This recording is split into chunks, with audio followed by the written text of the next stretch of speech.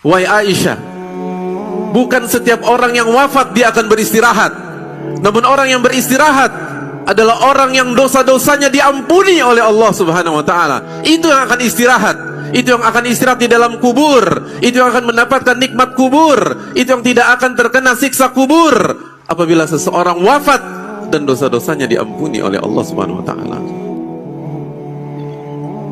Yang merayakan Id bukan sebatas orang yang sholat di Ramadan, bukan sebatas orang yang puasa di Ramadan, bukan sebatas orang yang iktikaf di Ramadan, tapi orang yang puasa, sholat, iktikaf, mencari Lailatul Qadar dan berinfak sedekahnya membuat dia diampuni oleh Allah Subhanahu wa ta'ala. Nabi kita SAW mengatakan, ragima anfu rajulin dakhala air Ramadan thumman salakha falam yukfar lah. Celaka seseorang yang memasuki Ramadan lalu menjalani hari-hari di Ramadan, lalu Ramadan berakhir, Ramadan telah usai dan dosa-dosanya belum diampuni oleh Allah Subhanahu wa ta'ala. Orang seperti itu bukan orang yang berhasil, bukan pemenang, bukan minal aizin wal faizin, bukan orang yang termasuk kembali kepada Allah dan memenangkan piagam atau piala takwa. Orang seperti itu ragima anfu rajul, celaka orang tersebut. Ba'uda dalam riwayat, dan dijauhkan dari rahmat Allah Subhanahu wa ta'ala.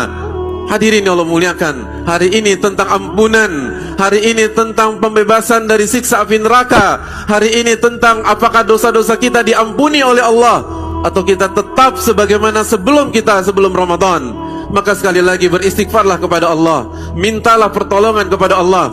Ketika Nabi SAW sedang nyaman, Aisyah melihat momentum tersebut untuk menggunakan kesempatan itu meminta doa kepada Nabi SAW. Aisyah, istri yang cerdas, istri yang tahu bagaimana meminta.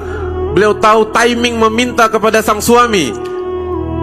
Ia tahu bagaimana mengajukan proposal kepada suami ketika suami sedang nyaman, ketika suami sedang suasana enak dan tidak terbebani.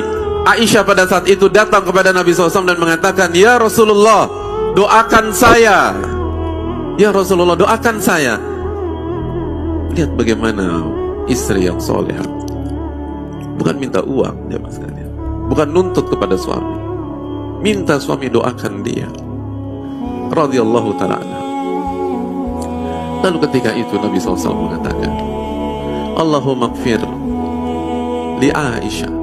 Lihat apa doa Nabi SAW kepada Aisyah radhiyallahu ta'ala anha. Apa doa beliau? Dan bandingkan dengan kita, apa doa kita untuk istri kita, jemaah sekalian. Nabi SAW mengatakan, ya Allah ampuni Aisyah, ma taqaddama min dhanbihi wa ma taqaddama min dhanbiha wa ma ta'akhkhar wa ma asarrat wa ma a'lanat. Ya Allah ampuni dosa-dosa Aisyah, baik yang sebelumnya atau yang akan datang, baik yang sembunyi-sembunyi maupun diperlihatkan. Ketika Nabi SAW mendoakan itu, Aisyah gembira, hadirin. Aisyah senang sampai kepala beliau tertunduk. Lalu Nabi SAW bertanya kepada Aisyah, ma yasurruki da'wati, apakah doa saya menyenangkan hati engkau wahai Aisyah? Lalu kata Aisyah, siapa yang tidak senang didoakan ampunan? Lihat Aisyah radhiyallahu, siapa yang tidak senang didoakan ampunan?